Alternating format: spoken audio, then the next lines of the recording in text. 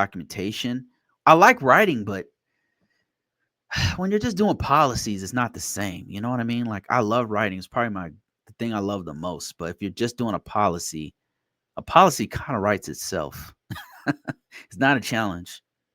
Not for me. How long do I stay in desktop support? This is a great question. Like if you're starting off, I always tell people go to the help desk, go to field tech, go to customer support, whatever. But this person's question, Darlene's question is how long do I stay on desktop support?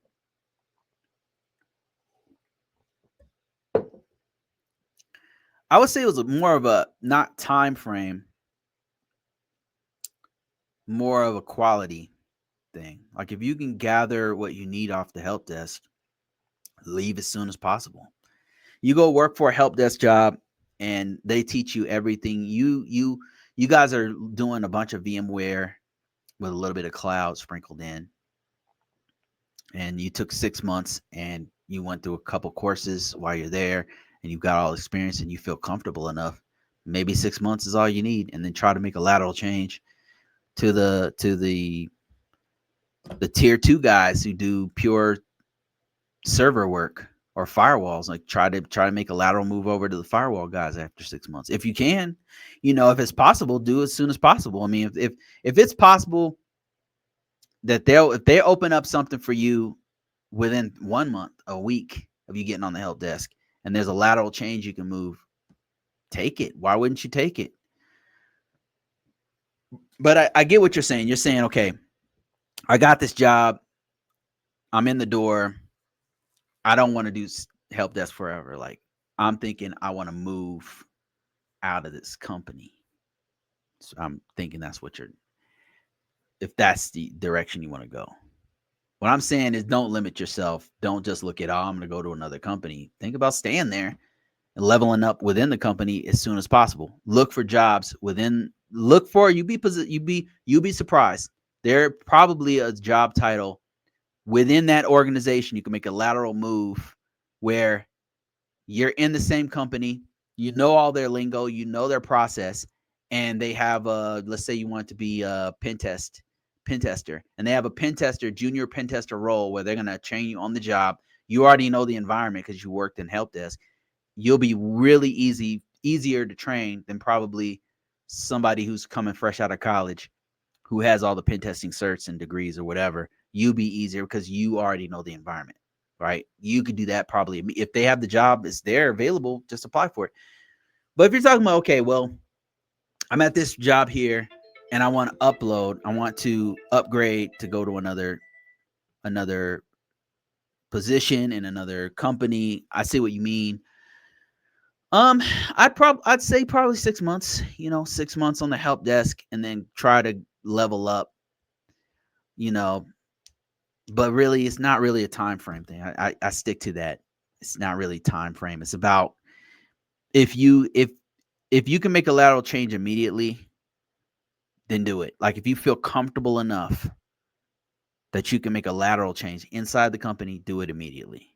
If you feel comfortable enough and you get an offer or an opportunity to another place that makes more money, that's going to train you more, maybe move immediately to the other place.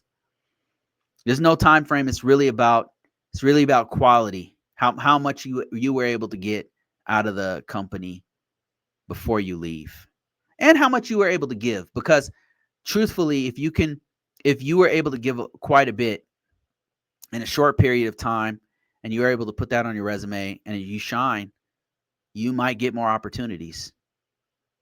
That might be something where it gives you more opportunities.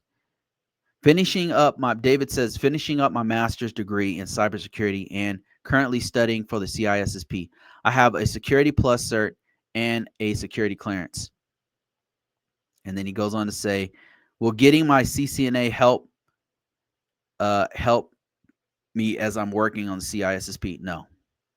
I'm just going to be honest with you, David. Like I took the CCNA and I took the CISSP, and they're very, very different. I took the CCNA a long time ago, but it's okay. Let me explain. Okay. CISSP is very, very broad.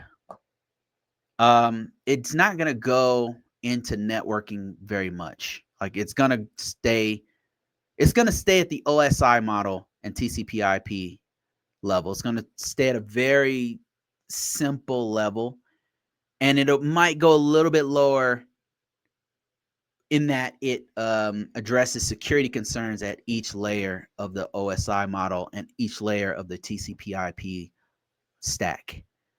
So in that way, there is some crossover between the two, but that's about where it stops.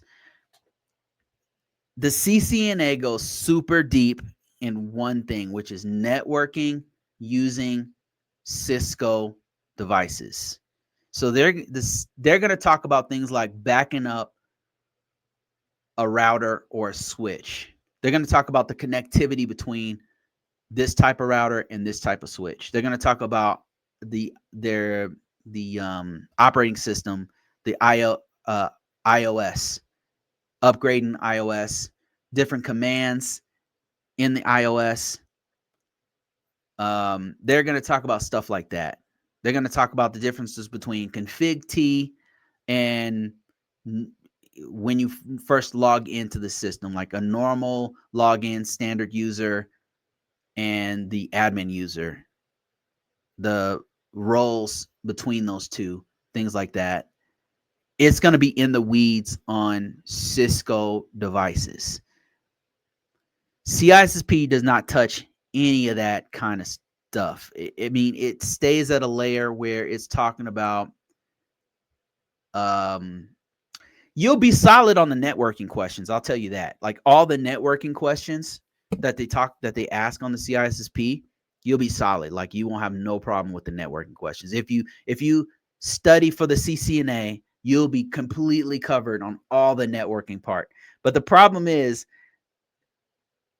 networking is like one part of one domain, one part of 5 domains in the CISSP or 7, however many domains they have now. I haven't looked at it in a while, but that's one part.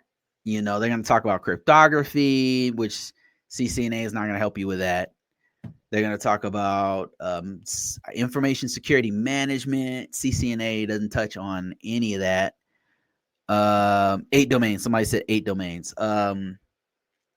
So it's going to help you with the only overlap between those two would be the networking piece. It's going to cover the networking piece pretty comprehensively, like way beyond.